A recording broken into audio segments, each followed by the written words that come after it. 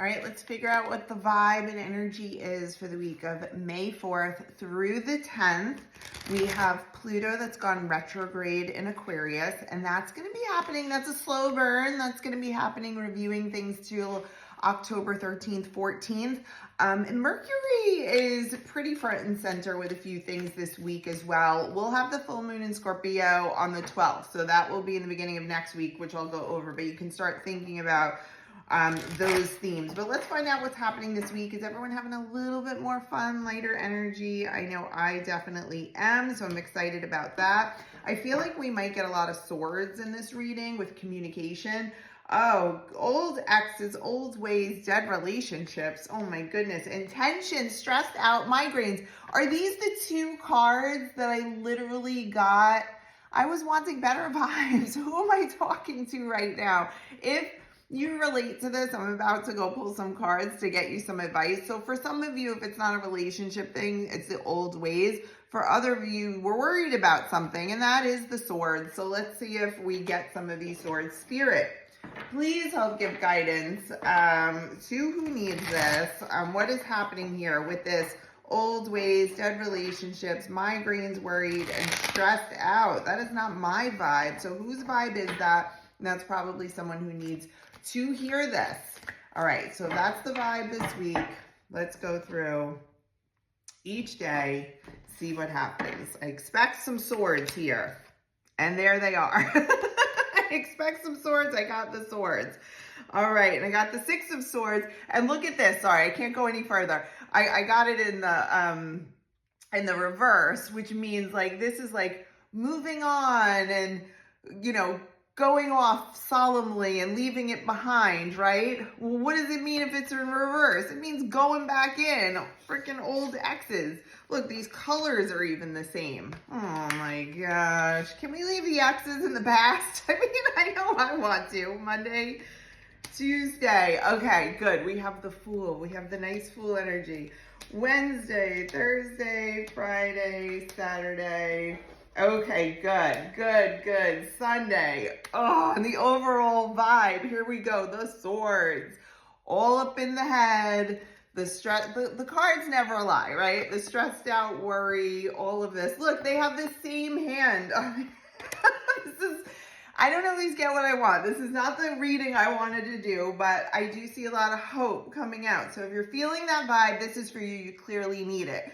So you're going to go back in. There's going to be a situation. Listen, Pluto's going retrograde in Aquarius. That happened yesterday. And a lot of times with those transits that take longer, the actual day that goes retrograde and direct are most potent. So you might have been feeling that a little bit. So you're going to be reviewing some stuff. This is a group of people that I'm talking to, reviewing some stuff from an ex or from old patterns, okay? And that's that Six of Swords. We do have beautifully the Fool energy here, okay? So you're really going to have to trust in the work that you've done. So if somebody comes in, make sure you're not dipping into old patterns. You'll likely be tested in old ways and old patterns. I find those things to be a great opportunity. Not that, oh, they're going to come in and we're going to go through this long cycle again. No. Let them come in. Let them come in with the communication. Let them come in with and listen for the thing that you need to hear. I've said this 2 weeks ago or something like that. Don't talk so much, okay? Let the person speak for themselves. If you fill the space with your voice and your thoughts, you never know what's really happening there because you're like leading the witness. You're letting them. So just like sit back, be calm, be cool, be collected, right? And feel your vibe. You want to feel you've done this work. There is no doubt that I know that this is just a test, a review. I passed, so we can move on. And I definitely see that later in the week. So you're going to pass. You're going to be fine. Don't be stressed out and worried, okay? Don't be stressed out and worried. And don't get so excited about breadcrumbs either. No, that ain't it. Then we have the Hierophant. Okay, so you're definitely like, you know, tapping into your higher self in this way. Things are then going to be lining up for you. You're going to have this like vision of this is what I want. This is no longer what I want. So kind of it's good sometimes if you're not really there yet and you're in a holding pattern, that if the ex or if an old pattern or if a test comes in, it could be unsettling, but then it does give you the opportunity to like feel like, yeah, no, that wasn't it. It's like finally, ew, or the ick or whatever. And you're like, now I'm tunnel vision and I'm headed to the light. I'm going right there, okay? You may not know where that end game was because you haven't been in a vibe of wanting to like really manifest. You're just like have been in survival mode here, but that's okay. Okay, so you have the Queen of Wands in reverse. You were going to want to start to be in that space where you can start to then be in your power, but you can't make the leap from pure survival mode, passing a test, this, right? This, and then just immediately jump to like bliss, happiness. I brought it all in. Like it's a spectrum. So we're moving along the spectrum here, but with the moon in reverse, it means that these untruths will be like, you're going to have, things are going to come to the surface. So things that were in your subconscious are finally going to be front and centered and integrated into your conscious mind. So there is a lot of this thought process going on, and it ends beautifully with the Seven of Cups in reverse. Normally here, it's like, oh, what do I want? What do I want to do? What do I want to do? You see that energy from this card? Well, it's in reverse. It means that you've picked something. You know, you're no longer going to have to be in this energy.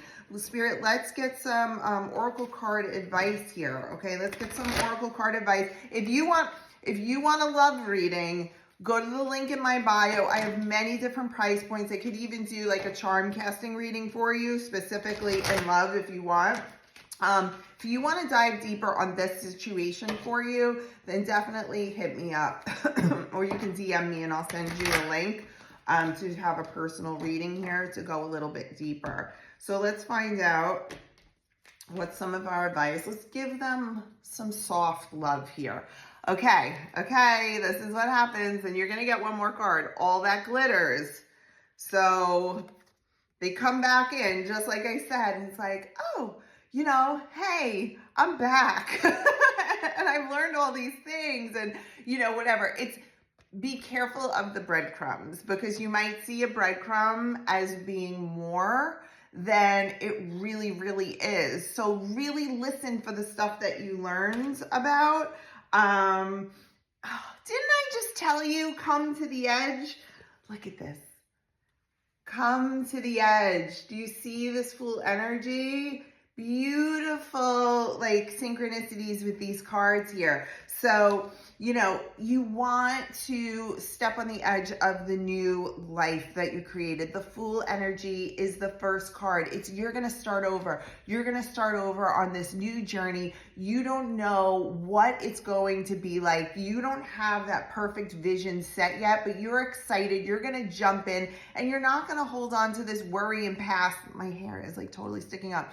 This worry and past from like this cycle, this constant, it's boring, frankly, right? It's so boring. So let's leave that behind and let's go to this edge and don't settle for breadcrumbs. It's like you could do more with your time by yourself to fill your cup and to have some joy than you can like waiting for breadcrumbs and just being in this cycle of trying to tell someone how to treat you. Like that ain't it, okay? So this weekly reading was for a specific group of people. Please let me know if this is for you. And like claim the energy if we want to like pass these tests and move on to new beginnings. Full moon is going to be on May 12th in Scorpio. And so that will probably be, this will probably be a good week to be like, yep, ready to close the book on this past 6 months journey.